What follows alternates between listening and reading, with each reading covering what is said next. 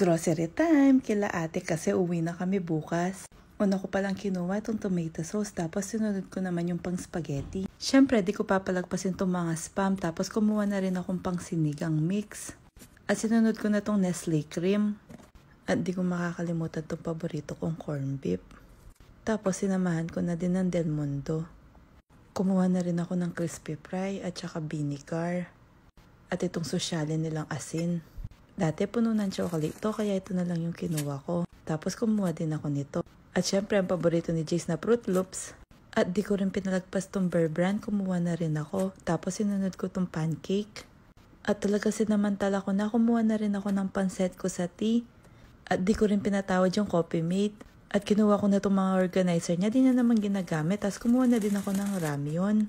Wala silang stock na pang Korean ngayon, kaya yan lang yung mga kinuha ko. Sinunod ko na itong sosyalin nilang butter, baka makalimutan ko pa. Tapos kumuha na rin ako ng Snickers at saka isang apple. Nanakawin ko na din itong paborito niya.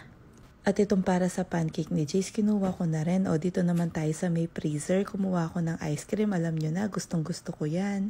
Sinunod ko na rin yung tocino at paborito kong dumplings. Ang sarap nito. Siyempre ako kumpletuin na natin yung pang-almusal. Tapos kumuha na rin ako ng manok kasi magtitinola ako tsaka baboy. Thank you sa ayuda, ate. Regalo ko nga pala to sa pamangking kong Koreanang madaldal noong Pasko. Di niya pa pala na-assemble, kaya ayan, sabi niya tulungan ko daw siya. Dito pala kami natulog, next week pa kami uuwi. At tinulungan ko na din siyang ayusin yung mga iba pa niyang gamit na pang painting. Nabili ko nga pala to sa Shopee, alam niyo na, link on my bio. At sinipag na rin siya magpinta, yan yung gagawin niya daw na yan, para sa akin daw yan. Ito talagang Koreana na to, ang dami niyang alam gawin. Tapos tingnan naman yung kapatid niya, inaantok kasi ang tagal daw. Tapos na naman si Jace nang gugulo. Siya din pala yung madaldal na pinopost ko dito sa TikTok na gustong gusto nyo. Sabi niya medyo matagal daw to, baka daw malobat yung cellphone ko. Bet parang ako yung nalobat. Pati din to, inip na.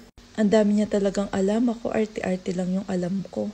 Kaya di ko alam kanina nagmana to, ang galing-galing. Si Jace naman kapag nandito kami, di niya ako pinapansin. Gustong-gusto niyang kalaro yung mga pinsan niya. Yan lang, bye! Sarap naman ng tulog ni Jace. Nabudol ko din nga pala yung ate ko sa bedsheet na yan. Alam niyo na, link on my bio. Nag-iisip ako ng i-content ko. Maglilinis sana ako ng bahay ng ate ko para may post ako sa TikTok. Kaso sobrang linis naman ng bahay niya. O tara, kain na lang tayo ng ice cream na di ko kilala. Alam niyo ba to? Sobrang sarap nito. Alam niyo ba, nakakatikim lang ako ng ganito kapag pupunta ako dito.